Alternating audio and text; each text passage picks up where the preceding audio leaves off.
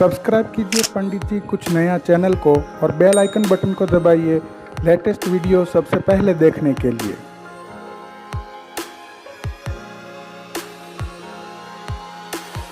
नमस्कार। नवरात्र का 9वां दिन अर्थात माँ नवदुर्गा का 9वां स्वरूप और माँ के 9वें स्वरूप के रूप में माँ सिद्धिदात्री की पूजा अर्चना उपासना की जाती है। आज के वीडियो में हम देखेंगे कि माँ सिद्धिदात्री की कथा क्या है, उसका पूजन और विधि विधान कैसे होता है। इससे पहले हमारे व्यूअर्स को एक सूचना कि जो व्यूअर्स हमारे नए इस चैनल पर जुड़ रहे हैं वो चैनल को सब्सक्राइब कर दीजिए, वीडियो को लाइक कर दीजिए और शेयर भी कर दीजिए। आप हमारे पंडित जी फेसबुक के पेज पर भी मिल सकते हैं, इंस्टाग्राम पे भी मिल सकते हैं और बेल आइकन बटन यहाँ पर दिया है उसे भी प्रेस कर दीजिए ताकि जब भी ऐसे नए वीडियो अपलोड हो सबसे पहले इंफॉर्मेशन पहुँचे आपके पास।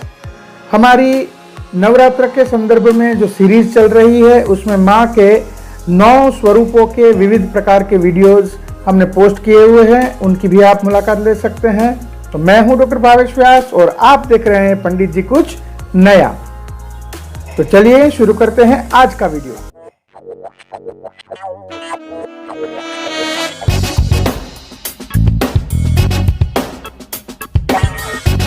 नवरात्रि का 9वां और आखिरी दिन अर्थात माँ सिद्धिदात्री का उपासना पूजन अर्चन और ध्यान उपासना का दिन।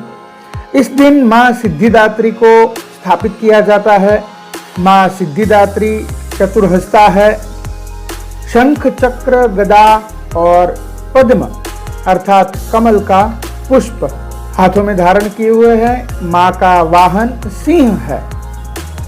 देवी पुराण में यहाँ तक कहा गया है कि भगवान शंकर को जो सिद्धियां प्राप्त हुई थी वो माँ इस सिद्धिदात्री के कारण ही हुई थी और माँ की अनुकंपा के कारण ही वे आधा शरीर नारी का ग्रहण कर सके और इसीलिए संसार में उसे अर्धनारीश्वर कहा जाता है।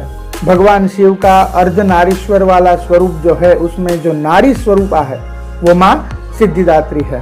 तो इस प्रकार माँ की सिद्धियां अनेक है। जो भक्त नवरात्र के इस दिन में माँ की उपासना साधना पूजा करता है वो सभी प्रकार की सिद्धियों से युक्त हो जाता है। उसको सभी प्रकार की निधि अर्थात लौकिक और अलौकिक संपत्तियों का मालिक बन जाता है। आइए देखते हैं कि ये 9 प्रकार की सिद्धियां होती कौन सी है। अणिमा, लघिमा, प्राप्ति, प्राकाम्य, महिमा, ईशित्व, वशित्व, सर्वकामा, वसयिता, सर्वज्ञ, दुर्श्रवण, परकाया प्रवेश, वाक सिद्धि, कल्प वृक्षत्व, सृष्टि, संहार, अमरत्व, सर्व न्यायकत्व, भावना और सिद्धि का समावेश होता है। इस प्रकार से संसार में साधक माँ सिद्धिदात्री की उपासना करने से सभी प्रकार की सिद्धियों का मालिक बन सकता है। माँ की अनुकंपा सदैव अपने भक्तों पर रहती है। जो व्यक्ति जो साधक माँ के इस स्वरूप को आराध्य करता है वो इस संसार के सभी लौकिक अलौकिक सुखों को प्राप्त करता है, माँ के दिव्य लोक में प्रवेश करता है और माँ की सदा अनुकंपा इन भक्तों पर बनी रहती है। मार्कंडेय पुराण, देवी पुराण और ब्रह्म वैवर्त पुराण में इन सभी सिद्धियों का वर्णन मिलता है। अर्थात संसार की सारी शक्तियां व्यक्ति अपने वश में कर सकता है, ब्रह्मांड को अपने वश में कर सकता है। लेकिन एक व्यावहारिक बात यह भी है कि हालांकि इस संसार में इतनी कठोर तपश्चर्या कोई कर नहीं सकता है, लेकिन फिर भी अगर मनुष्य माँ सिद्धिदात्री का जप तप ध्यान पूजा उपासना करता है तो उनको माँ की सिद्धियों का एहसास अनुभव तो अवश्य होगा। तो जो व्यक्ति संसार में सुखी होना चाहता है, अपनी मनोकामनाएं पूर्ण करना चाहता है, उनको माँ सिद्धिदात्री का अनुष्ठान करना चाहिए। नवरात्र में जो 9 दिन होते हैं उसमें माँ के विविध 9 स्वरूप होते हैं। अनुष्ठान इसी प्रकार से किया जाता है। नवरात्र में पहले दिन से लेकर अंतिम दिन तक माँ के 9 जो विविध स्वरूप है, जैसे कि प्रथमम शैलपुत्री च, द्वितीयम ब्रह्मचारिणी, तृतीयम चंद्रघंटेति, कुष्मांडेति, चतुर्थकम पंचमम स्कंदमातेति, षष्ठम कात्यायनी, सप्तमम कालरात्रि, महागौरी चाष्टमम, नवम सिद्धिदात्री, नव दुर्गा प्रकृतिदा। इस प्रकार से 9 देवियों के विविध स्वरूपों को अनुष्ठान में लाया जाता है। 9 दिन के 9 स्वरूप के 9 अलग अलग अनुष्ठान होते हैं। इन सभी को मिलाकर पूरा नवरात्र का अनुष्ठान होता है और 10वें दिन माँ के दशांश धूप हवन आदि यज्ञ से अनुष्ठान संपन्न किया जाता है।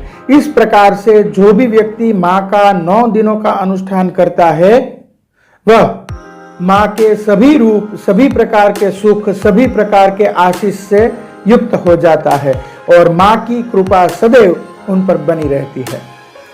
आइए देखते हैं कि अब माँ सिद्धिदात्री का स्थापन कैसे किया जाए। माँ पीतवस्त्रा अर्थात पीले रंग को पसंद करती है, तो माँ का जो स्थापन है वो पीले रंग का होगा, धान्य भी पीले रंग का होगा। उस पर माँ का यंत्र या मूर्ति लगाकर पूजन कर सकते हैं। षोडशोपचार पूजा से माँ की पूजा की जाएगी। धूप दीप नैवेद्य भोग में भी पीले रंग के भोग को प्राधान्य देना है और इस प्रकार से माँ का अनुष्ठान या पूजा की जाएगी। माँ सिद्धिदात्री अपने सभी भक्तों को सुख संपदा प्रदान करे, आरोग्य प्रदान करे और सदैव प्रसन्न चित्त रखे, ऐसी शुभकामना। आशा करता हूं कि ये एपिसोड आपको पसंद आया होगा। आप नवरात्र से संबंधित, पूजा विधि से संबंधित या धर्म के किसी भी पहलू से संबंधित कोई भी बात पूछना चाहते हैं तो नीचे कमेंट बॉक्स में पूछ सकते हैं, मैं आपको उत्तर अवश्य दूंगा। तो बस आज के लिए इतना ही, फिर नए वीडियो के साथ, नए विषय के साथ मिलेंगे। धन्यवाद।